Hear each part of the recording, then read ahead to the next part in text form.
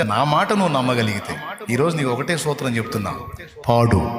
మరణ పడకలో ఉన్నా పాడు, వేదనలో ఉన్నా పాడు, సంతోషంలో ఉన్నా పాడు, శ్రమ కొలిమిలో ఉన్నా పాడు.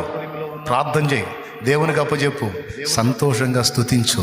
ఆ నోట ఎప్పుడు నా యేసయ్య పాట, స్తుతి పాట, స్తుతి పాట, స్తుతి పాట, స్తుతి పాట, స్తుతి పాట. పోయే ప్రాణాన్ని నిలబెట్టిద్ది, అసాధ్యమైన కార్యాలను సాధ్యపరిచిద్ది స్తుతి. విశ్వాసము ద్వారా శక్తి విడుదలైద్ది. ఆ విశ్వాసం క్రియాత్మకమైతే ఇంకా పవర్ఫుల్గా ఉంటుంది. ఎంతమందికి అర్థమైందో? దీన్ని నేను ప్రాక్టికల్గా అనుభవించా. నా జీవితంలో నేను యేసు ప్రభుతో నడవటం మొదలుపెట్టి 23 సంవత్సరాలు, నిండా 23 ఏళ్ళు. 23 ఏళ్లలో నేను ప్రాక్టికల్గా అదే అనుభవిస్తున్నా. ఇక ముందు కూడా నేను దాన్ని అనుభవిస్తానని నమ్ముతున్నా.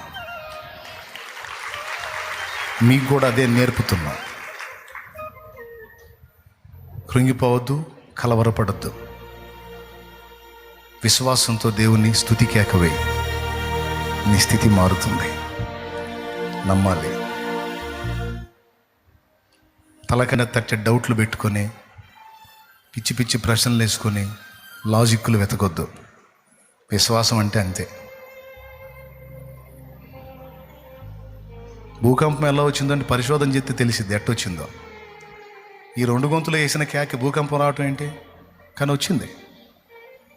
ఆ కేక అంత పవర్ ఎక్కడుంది? విశ్వాసంలో ఆ శక్తి ఉంది, అది విడుదలైంది.